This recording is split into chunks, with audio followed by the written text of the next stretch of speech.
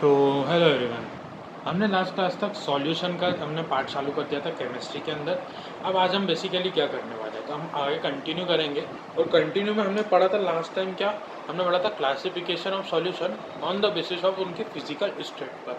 आज हम पढ़ेंगे उनकी उसी सॉल्यूशन का क्लासिफिकेशन, उसकी सॉल्युबिलिटी। अब सॉल्युबिलिटी क्या होता है, तो सॉल्युबिलिटी बेसिकली वही कि सॉल्यूशन के अंदर कितनी कोई सी चीज़ सॉल्यूबल है। तो बेसिकली हमारे पास तीन तरह के सॉल्यूशन होते हैं। एक होता है हाईली सॉल्यूबल, मतलब पूरा का पूरा कैसा हो जाएगा, वो सॉल्यूबल रहेंगे। फिर दूसरा होता है हमारे पास क्या, इनसॉल्यूबल। अब इनसॉल्यूबल मतलब कि वो एक दोनों कंपोनेंट कैसे दिखेंगे, अलग अलग, जैसे पानी और स्टोन कैसे होते हैं, इनसॉल्यूबल होते हैं। और तीसरी चीज़ कि पार्शियली सॉल्यूबल, मतलब आधा घुल जाएगा और आधा कैसा रह जाएगा, बिना घुला हुआ। इसी को हम क्या बोलते हैं, तीन टाइप के सॉल्युबिलिटी हमारे सॉल्यूशन की। अब सर आपने ये तो बता दिया कि हाईली सॉल्युबल होता है, इनसॉल्युबल होता है, पार्शियली सॉल्युबल होता है।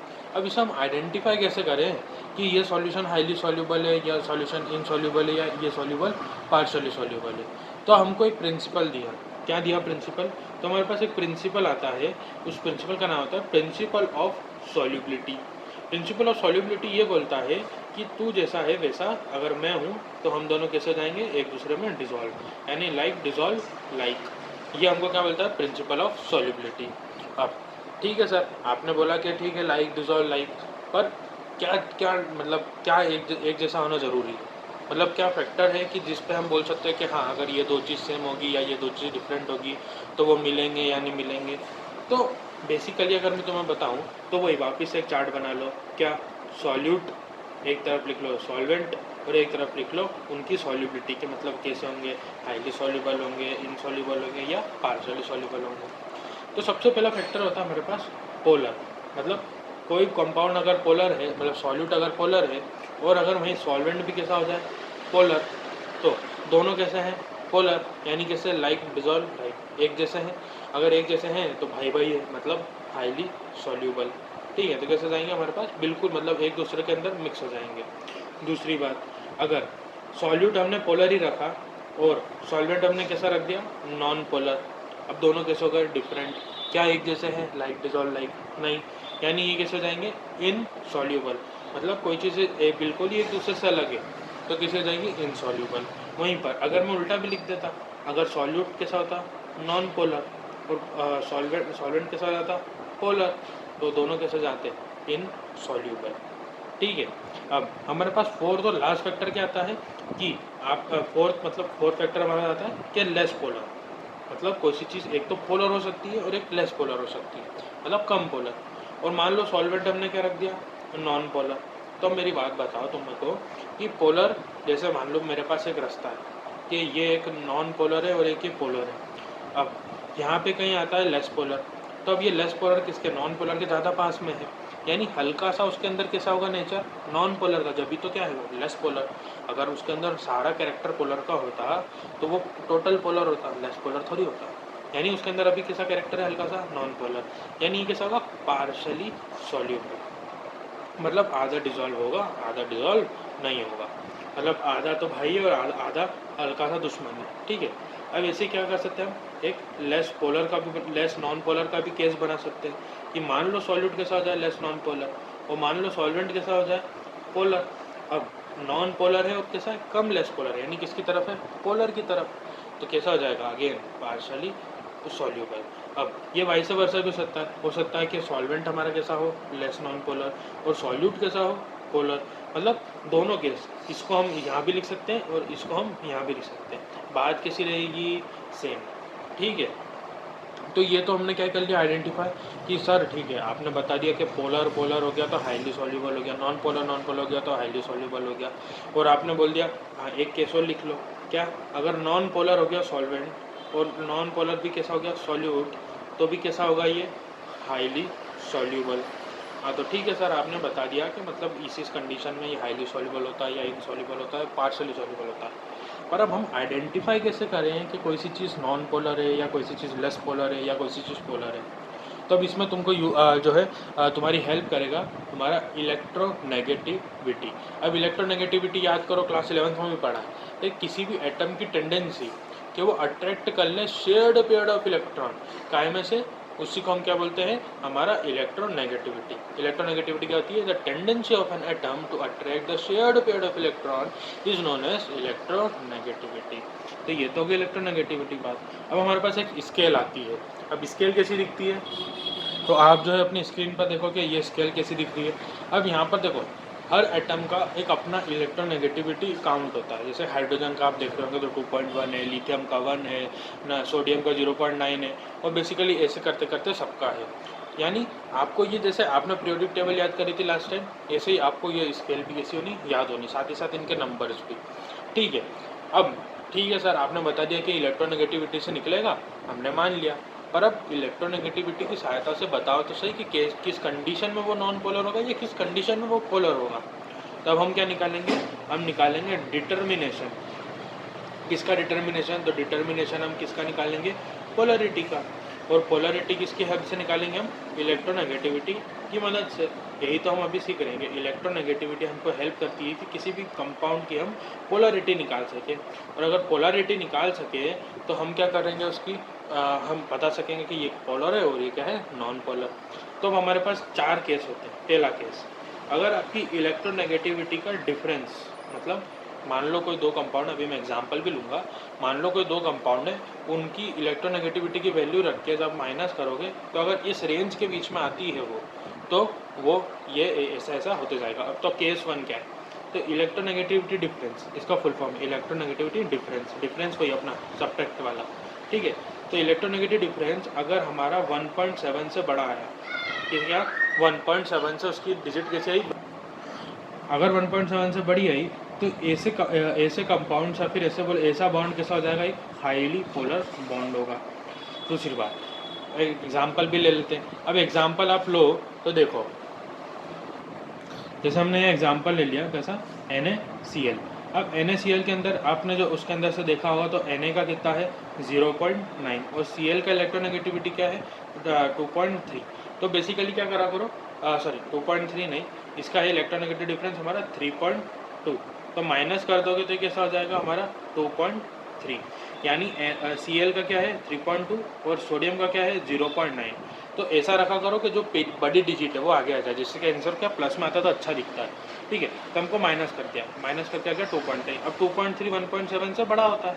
अब अगर ये बड़ा होता है तो ये जो NaCl है, ये NaCl कैसा हो जाएगा, एक हाईली पोलर कंपाउंड हो जाएगा। कैसा हो जाएगा, हाईली पोलर। ठीक है, अब अगला इसके अंदर हमारे पास एक और आता है कि अगर इलेक्ट्रोनेगेटिविटी डिफरेंस आपका एग्जैक्टली 1.7 आ जाए, कैसा आ जाए, एग्जैक्टली 1.7। हाँ, एक चीज़ और याद रखना, जब ये हाईली पोलर होगा तो ये कैसा होगा 100% आयनिक। आपने पढ़ा था ना आयनिक कोवेलेंट, वही चीज़। तो 100% कैसा हो जाएगा आयनिक। और NaCl हमें तो पता ही है कैसा होता है, हमारा आयनिक होता है, एक Na+ और Cl नेगेटिव से मिलकर बनता है। ठीक है, अब सेकेंड वाले फैक्टर का कि अगर इलेक्ट्रोनेगेटिव डिफरेंस आपका 1.7 के एकदम एग्जैक्टली बराबर आया तो आपका सबसे पहली बात तो क्या 50% कैसा हो जाएगा वो आयनिक और 50% कैसा हो जाएगा वो कोवेलेंट। ठीक है, ये तो बात हो गई कि उसका नेचर क्या हुआ। अब बता दो सर कि ये पोलर है कि नॉन पोलर, तो अभी भी कैसा रहेगा, ये पोलर रहेगा। अब फॉर एग्जांपल एक एग्जांपल भी देख लो, जैसे कि AlCl3, जहाँ पर एल्यूमिनियम का हमारे पास कितना है 1.5 और Cl का तो अभी हमने रखा था 3.2। दोनों को सब्ट्रैक्ट कर दोगे तो आंसर आ जाएगा आपका 1.7। हमने क्या बोला था कि अगर इलेक्ट्रोनेगेटिव डिफरेंस अगर 1.7 के एग्जैक्टली 1.7 आया तो कैसा जाएगा, पोलर। यानी AlCl3 भी कैसा होगा, हमारा एक पोलर होगा।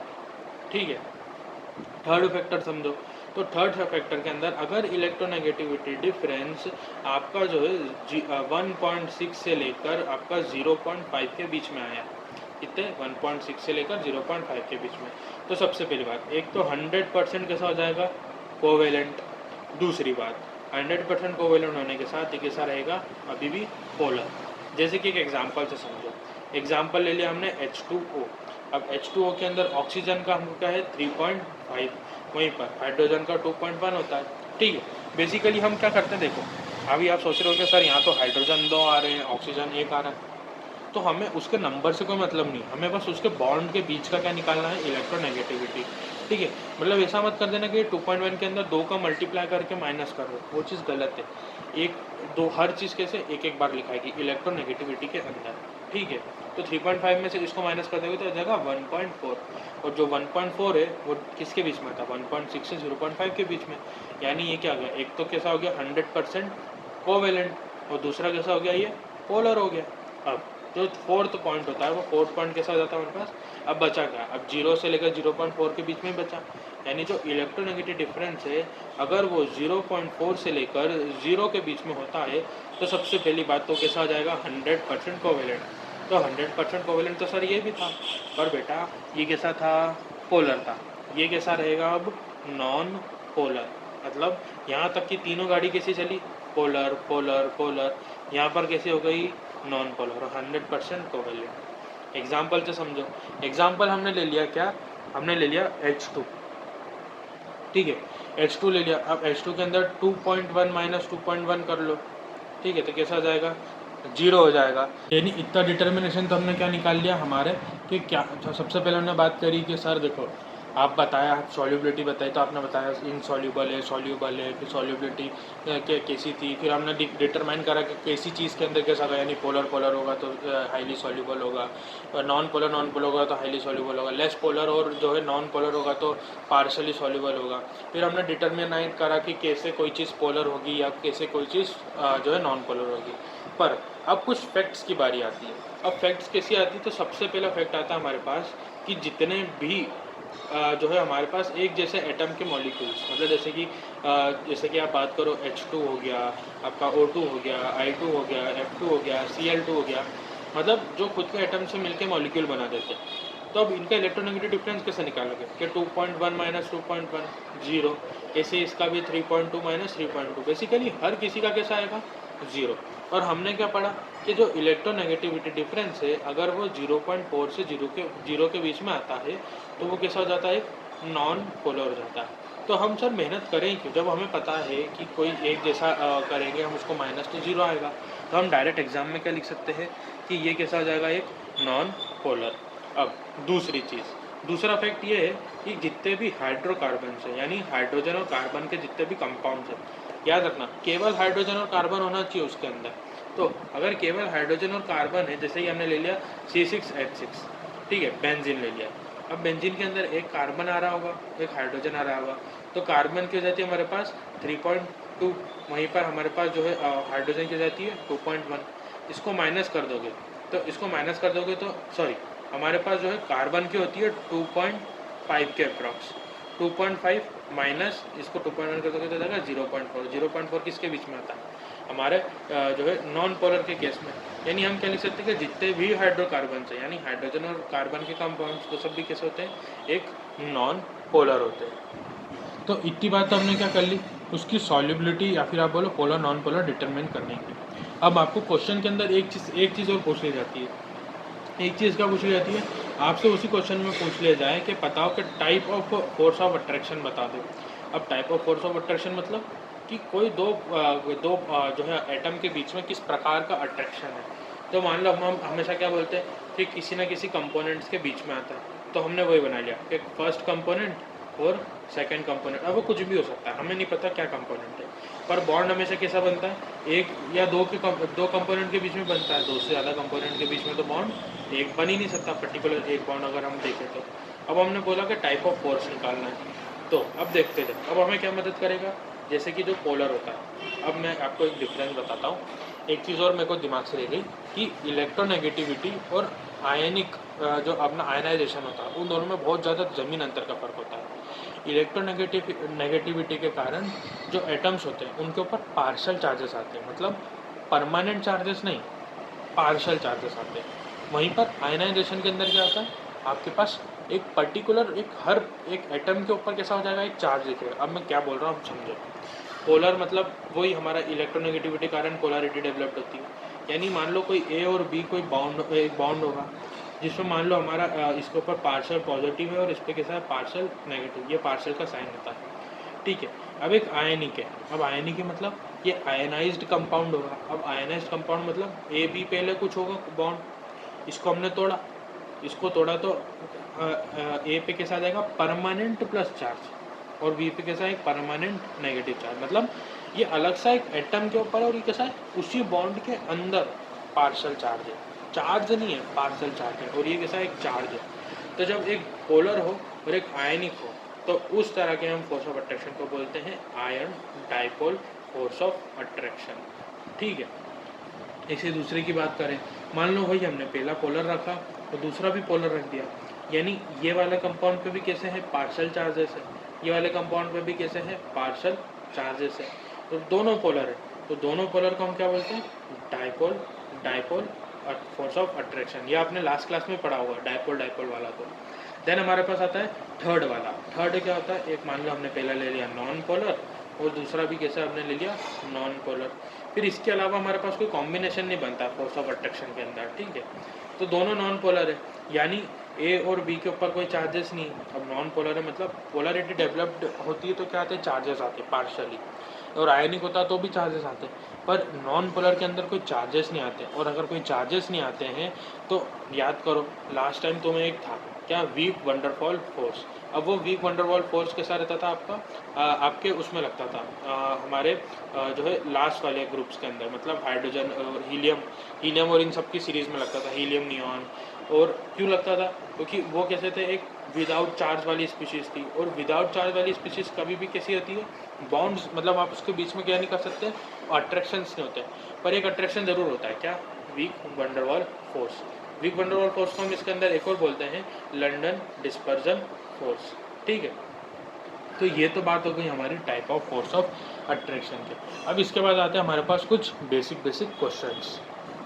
उससे पहले उन क्वेश्चन को पढ़ने से पहले एक छोटी सी चीज़ और सीखो, ये जितने भी एक और फैक्टर होता है, कि जितने मतलब ये जो हमारा कंटिन्यू था ना फैक्ट्स वाला पॉइंट, वही उसके अंदर ही थर्ड पॉइंट, कि जितने भी आपके सिमेट्रिकल जो है आपके कंपाउंड होते हैं कैसे होते हैं सिमेट्रिकल, वो सिमेट्रिकल आपके कंपाउंड्स है बोलो मॉलिक्यूल्स होते हैं वो कैसे होते हैं सब नॉन पोलर।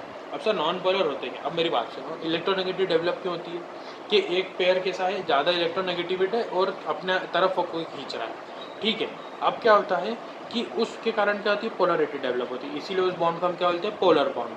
पर जब हम बात करते हैं कि कोई भी एक सिमेट्रिकल कंपाउंड है, जैसे कि फॉर एग्जांपल हमने ले लिया PCl5, ये आपने उसमें बनाया होगा आपके हाइब्रिडाइजेशन के अंदर लास्ट क्लास में, तो कैसा बनता है ये कुछ ऐसा बन जाता है, यहाँ पर भी Cl, यहाँ Cl, यहाँ Cl, यहाँ Cl। अब ध्यान से देखो तो ये Cl इसको इधर अट्रैक्ट कर रहा है फॉस्फोरस को, ऐसे ये सारे Cl अपनी अपनी तरफ अट्रैक्ट कर रहे हैं, और जब ये सब अपनी तरफ अट्रैक्ट करते हैं ना तो ये एक दूसरे के जो है अट्रैक्शन को कैसे जो है पुल को कैसे कर देते हैं क्रॉस कर देते हैं, यानी अल्टीमेटली इसका डायपोल कैसा हो जाता है जीरो, ये डायपोल का साइन होता है। और डायपोल जीरो होने का मतलब ही क्या होता है कि वो बॉन्ड कैसा है नॉन पोलर, यानी जितने भी सिमेट्रिकल कंपाउंड्स हैं वो सिमेट्रिकल कब होंगे जब उसका डायपोल कैसा होगा जीरो, और अगर डायपोल जीरो होता है तो कैसा होता है नॉन पोलर। अब कुछ बोल सकते हैं कि सर P और Cl के बीच में आप निकालो आप इलेक्ट्रोनेगेटिव डिफरेंस, वो तो नॉन पोलर बोलता ही नहीं, वो तो पोलर बोलता है।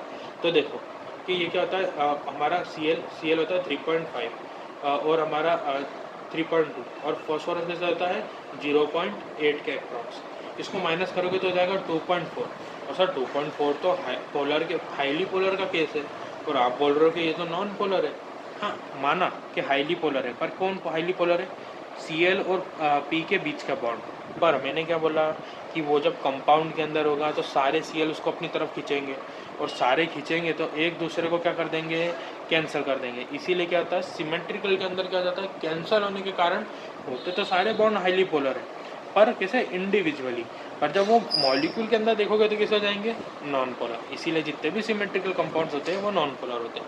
इसीलिए जब भी एनसीईआरटी के अंदर क्वेश्चन है तो जब भी आप उसके ऊपर जाएं देखें, क्योंकि ये क्वेश्चन अपन नेक्स्ट वीडियो में करेंगे, तो उन क्वेश्चन के अंदर आएंगे कुछ क्वेश्चन आपको एक सिमेट्रिकल दे देंगे। अब आप क्या करोगे जल्दीबाजी में P और Cl का निकाल दिया, बोले हाँ हाईली पोलर है, पर गलत, हाईली पोलर तो है ही नहीं, क्यों क्योंकि वो सिमेट्रिकल है, और सिमेट्रिकल में क्या होता है तो नॉन पोलर।